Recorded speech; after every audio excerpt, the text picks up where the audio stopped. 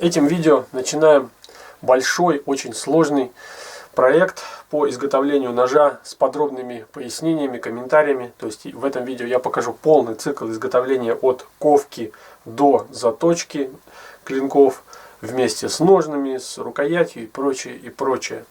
Этот проект нужно снять, потому что постоянно меня спрашивают про какие-то отдельные вещи. Андрей, подскажи, как ты делаешь, что это, как, зачем, почему, какие инструменты используешь. Поэтому этим большим проектом мы закроем все эти вопросы. Сложность этого проекта для меня заключается в том, что нужно большой объем информации, многолетний опыт. Я, конечно, не про свой опыт говорю, потому что я тоже у кого-то учился, у других мастеров. Они учились, в свою очередь, тоже у кого-то. Соответственно, смело можно назвать этот опыт многолетним. Нужно его впихнуть в несколько серий. Я уже не знаю, сколько будет серий, как пойдет, по 20-30 минут. Поэтому будет очень много информации. Но я надеюсь, она будет полезной, потому что опыта накопилось много, и его нужно передать. В частности, по изготовлению комбинированных ножен с деревянным вкладышем. Такого опыта, насколько я знаю, сейчас толком нет, потому что когда я начинал изготавливать такие ножи, никаких инструкций по этому поводу не было. Были инструкции только по изготовлению кожаных ножей, там книжка, скандинавские и так далее. Ну, вот как-то так, друзья. В общем, погнали, не будем затягивать. Все, вперед.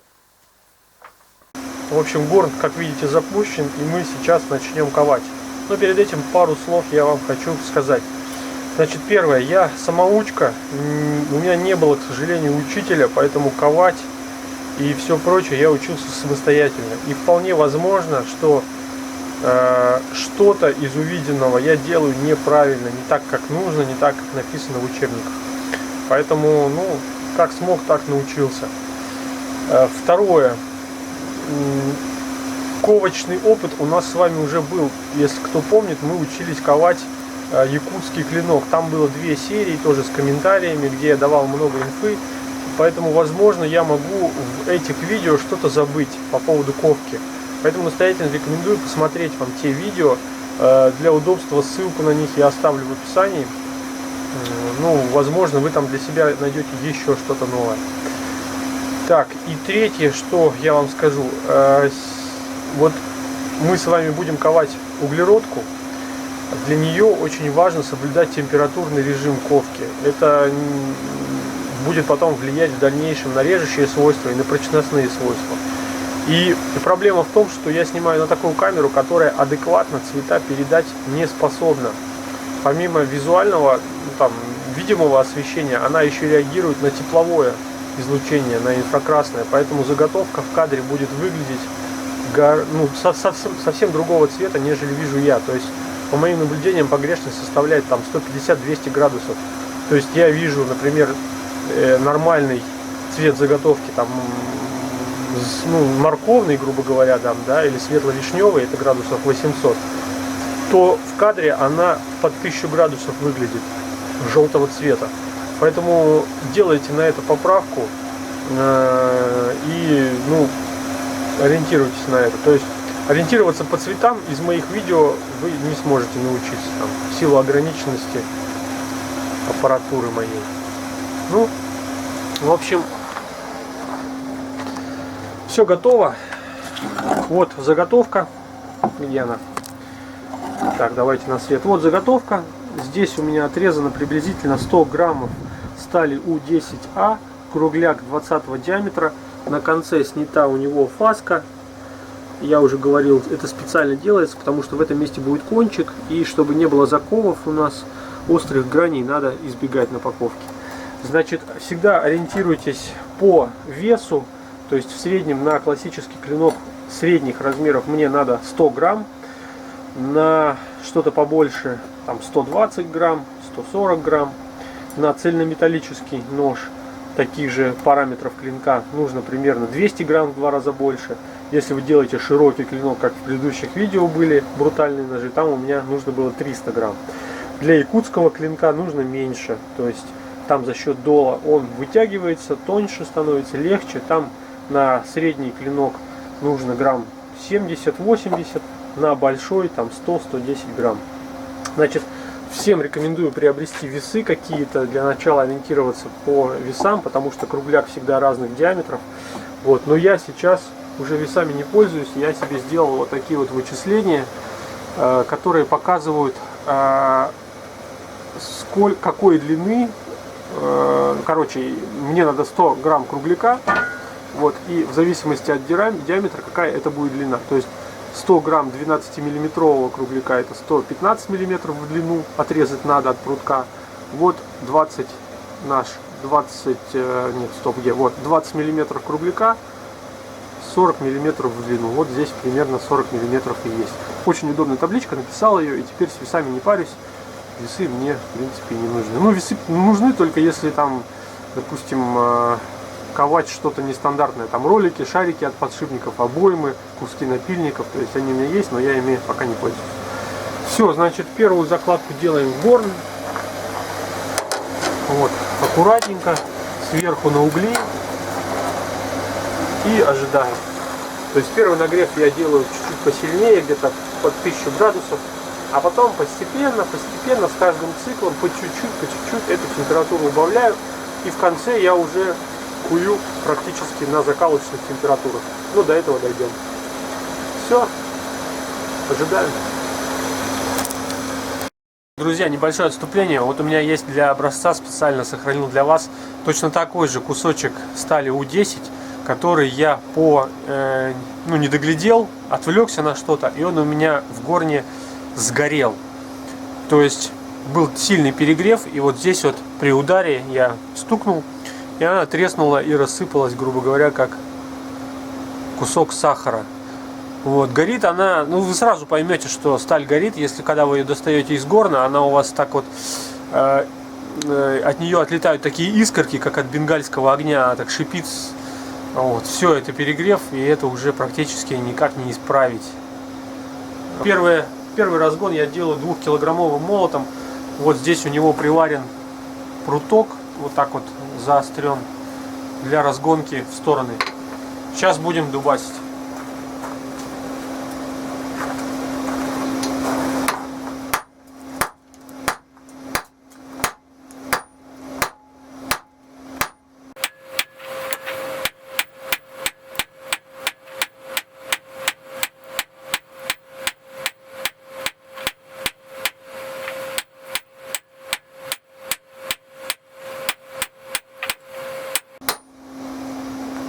Значит, такой интересный вопрос, когда надо останавливать ковать. Ну, это на самом деле с опытом придет понимание. И для разных сталей, кстати, это все по-разному. Для углеродка она терпит, когда можно по ней постучать на холодную. А вот легированные стали типа 95 Х18 или Х12МФ, они не терпят этого. То есть они могут лопнуть. Вот, поэтому это придет с опытом. Все, то есть вот первый нагрев мы его немножко сплющили, кругляк, и чуть-чуть разогнали вдоль острым бойком молота. Сейчас, наверное, повторим эту процедуру еще раза 2-3. Сейчас мы с вами будем ковать и калить все по марочнику, без особых экспериментов. Не потому, что я там не хочу делиться какими-то секретами, нет. Да потому что все эти эксперименты, все это, оно мною не проверено толком. То есть я это пробую. Вот, понимания толком, для чего это и как это, у меня пока нет. Есть только какие-то общие знания, обрывки знаний. Поэтому я просто не хочу давать вам непроверенную инфу. Вот, соответственно, мы будем ковать обычным способом, ничего не будем придумывать. Так, заготовка уже подогревается. Вот, то есть длительных ковок на низких температурах не будет. Мы не будем там стимулировать создание какого-то рисунка, узора. Просто по-нормальному откуем клинок. Вот и все.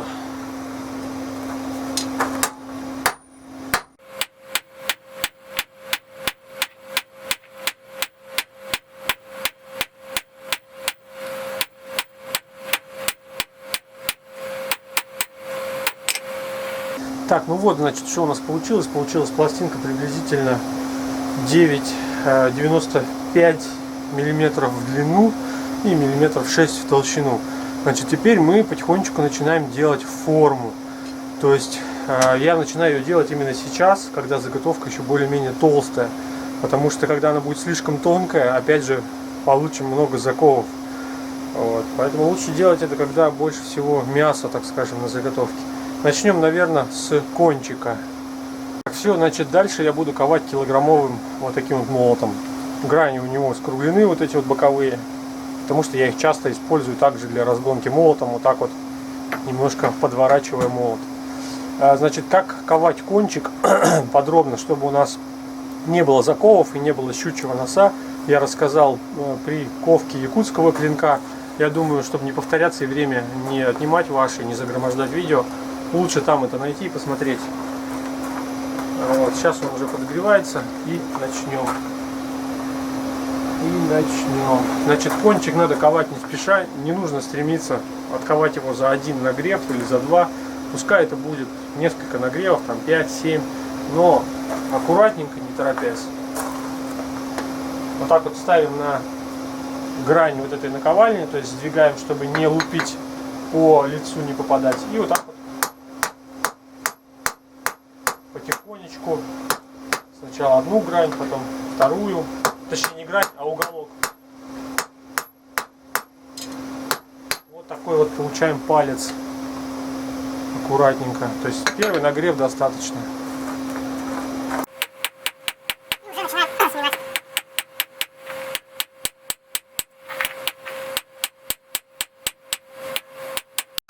Вот уже получается вот так. Третий нагрев.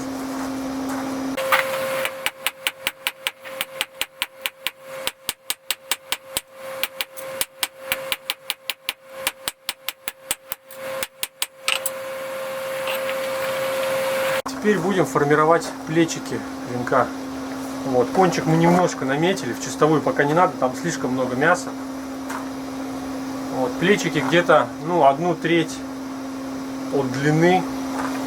Точно так же на ребро ставим. И ребром молота намечаем здесь с одной стороны, переворачиваем.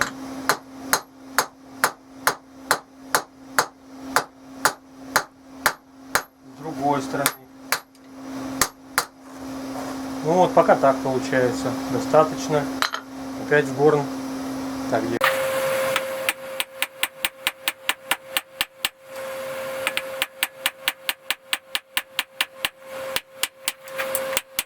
стало у нас слишком много, где вот не видно. Вот тут стало слишком много мяса, поэтому мы сейчас ребром молота по плоскости разгоним в длину, начнем разгонять. Вот.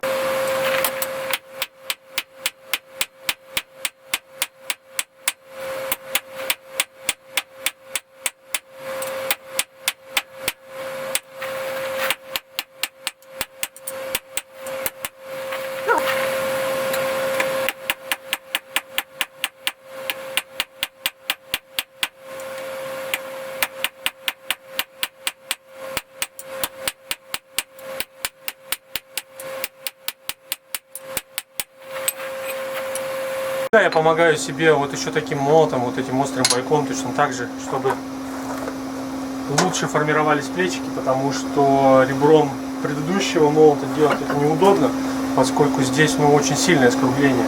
Мне надо тоньше, острее плечики. То есть вот так вот ставлю и вот так вот.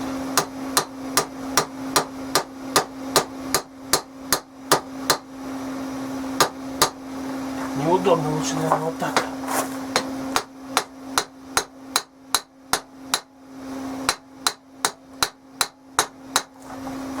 Ну вот, видите, да, глубже стало.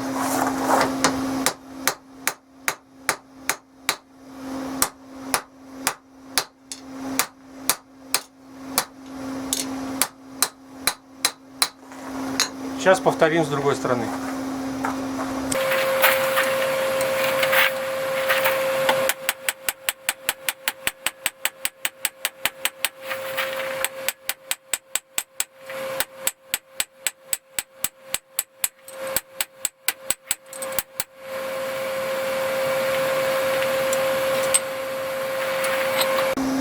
Дальше начнем разгонять в длину и хвостовик, и сам клинок.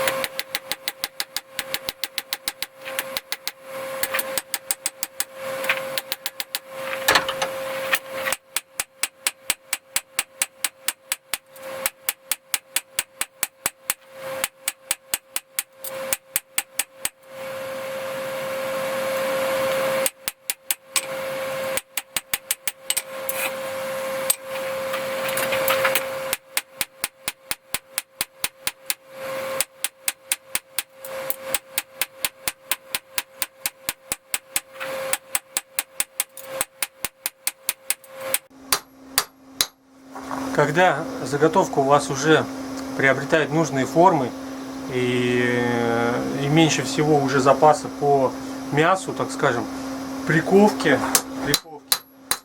почаще переворачивайте заготовку, как можно чаще ее переворачивать.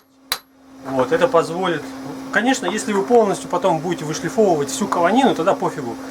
Вот, а если вы будете каванину оставлять, как я, то постоянно переворачивайте заготовку, это позволит вам сделать вот эту каванину более-менее одинаковой с обоих сторон.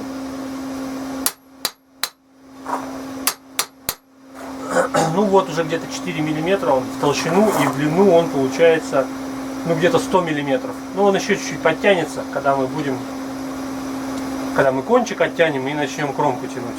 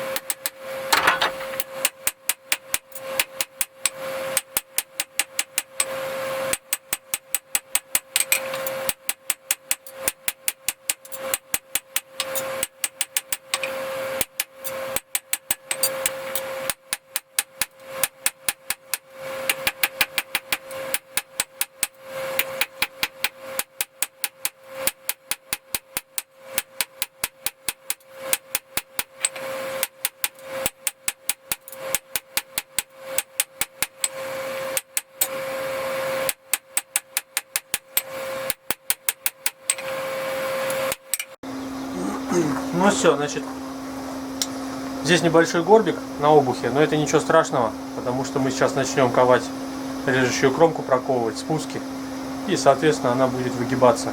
Но мы сейчас еще небольшой обратный изгиб серповидный создадим, чтобы компенсировать, так сказать, последующее искривление. Ног я буду искривлять вот на такое вот самодельное приспособие. Это два обрезка трубы 110-го. Вот сюда на ребро клинок поставлю, режущей кромкой вверх, и буду изгибать его, короче. Все, сейчас увидите.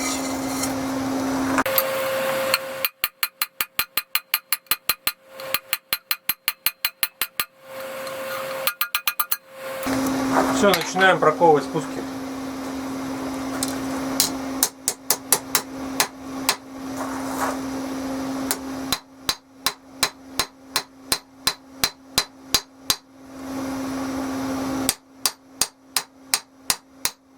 Так, забыл сказать один важный момент. Значит, на всех своих ножах, достаточно давно я уже делаю линию Викасса, оставляю и делаю тупье.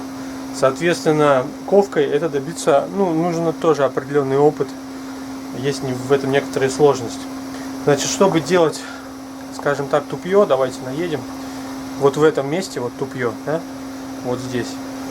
То есть надо заготовочку класть не вот так, да, чтобы и тупье тоже попадало. Нужно делать так, чтобы тупье у вас оставалось на весу. Там сколько тупье? Миллиметров 7 оставляете. Вот, кладете вот так и от сих пор начинаете проковывать спуски. Тогда у вас вот здесь вот тупье будет толстым, а спуски прокуются. Сложность в том, что надо это тоже делать равномерно с обоих сторон. То есть с одной стороны, с другой стороны, с одной, с другой, чтобы у вас кромка не прижималась к одной из сторон. Вот в этом есть некоторая сложность. Давайте сейчас будем пробовать.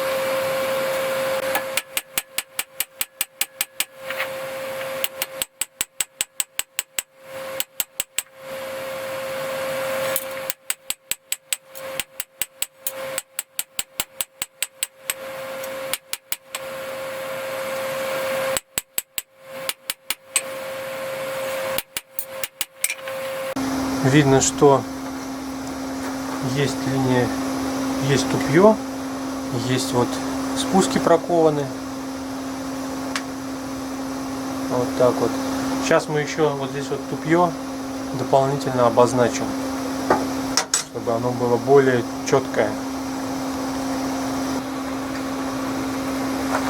Ставим на ребро вот так вот и бьем по обуху. Оп. Оп.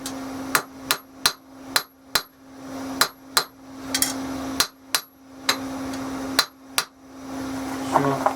Вот мы с вами обозначили где? Обозначили тупье. Так, еще немножко подровняем.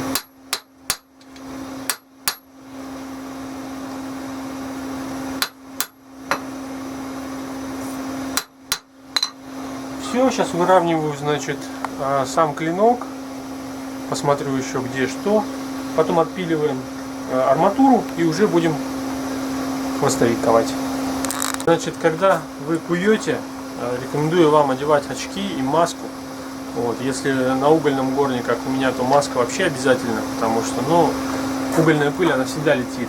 А очки, потому что в клещах, когда будете держать, есть вероятность, что она вылетит. У меня постоянно она вылетает, иногда прямо рядом с лицом пролетает. Вот, она горячая, соответственно, если попадет по лицу, то по-любому будут шрамы. Вот, ну и сами понимаете, глаза надо защищать. Вот, что еще? У меня есть клещи, кто-то спросит, почему я не кую сразу в клещах. Ну, у меня клещи самопальные, они очень такие слабенькие. Ну, не то, что слабенькие, они неудобные, плохо держат у меня. Надо ковать другие клещи. Но почему-то вот мне так лень, что вообще жесть. Все, хвостовик начинаем ковать.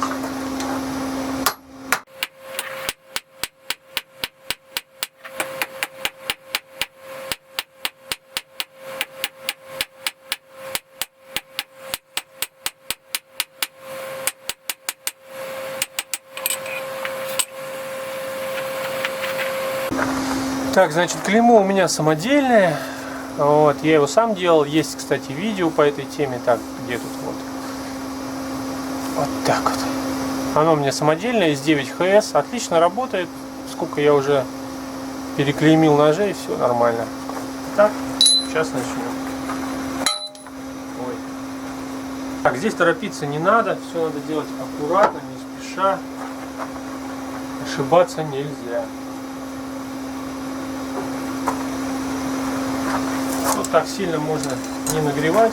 Положили, прицелились и ударили. Нормально.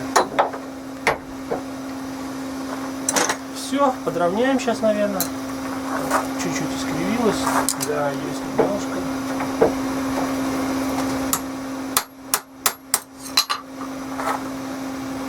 Ну и еще, так как горн раскочегарен, поэтому я, чтобы тепло просто так в трубу не улетало и оно еще осталось, я делаю нормализацию. Вот, нормализацию при 760 градусов. Если вы не знаете, что такое нормализация, вам, наверное, лучше это почитать. Это, в принципе, все в открытом доступе есть в той же самой Википедии. Вот, для нормализации я делаю не на воздухе, а вот в ведре.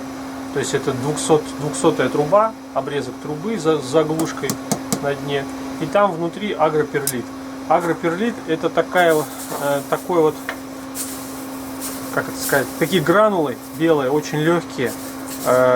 Продаются они в качестве наполнителей для садовой земли в магазинах для садоводов.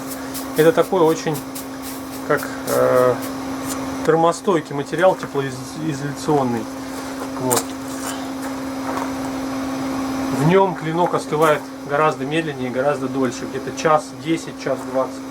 На воздухе клинок у меня остывает быстрее гораздо, где-то минут 15-20. Ну и поскольку тепло уже есть, я думаю, ну а почему бы и нет. Вот, нагрели до 760 примерно и в ведро запихнули. Ведро специально я сделал глубокое, чтобы можно было вместе с хвостовиком засунуть. Ну все. Ковка закончена. Как клинок остынет, достанем и посмотрим, что получилось. Все, я пошел пить чай с плюшкой. Ну что, прошло где-то 1,5 часа. Давайте мы его достанем, где он. Вот он. Да, он остыл вроде бы. Ну, чуть тепленький.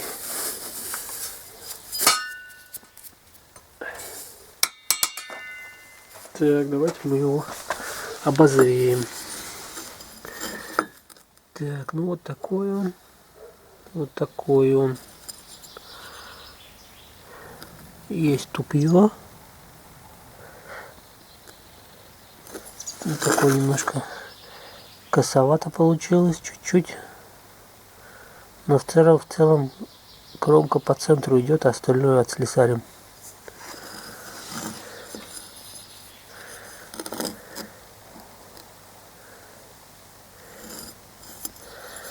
Так, давайте мы его померяем.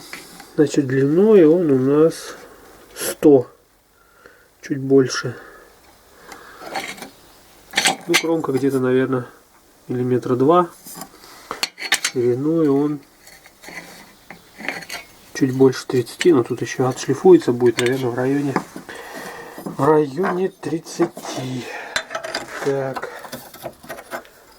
А обух у нас неудобно одной рукой. Обух у нас